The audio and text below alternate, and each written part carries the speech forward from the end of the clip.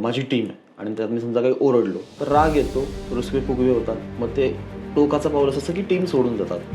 बरं काही बोललो नाही तर मग ते लाड होतात आणि लाड झाल्यावरती मग ते पण एक सर नक्की करायचं काय? लाड करायचे टीम टिकवण्यासाठी की ओरडायचं टीम टिकवण्यासाठी?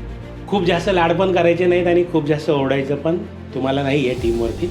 तळ हाताच्या फोडाप्रमाणे तुम्हाला तुमच्या टीमला जपायचं आहे. कसं जपतो आपण त्याला?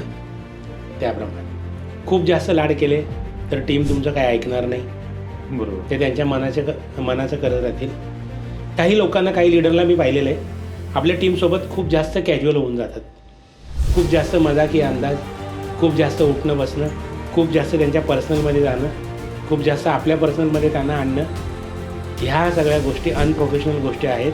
ह्या करायच्या नाहीत. तेवढंच बोला जेवढं त्याला झेलता येईल.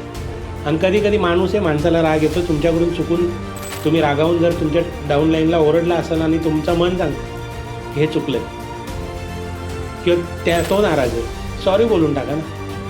सॉरी बोलायला तुम्हाला कुठं काही विकत आणायचं आहे का?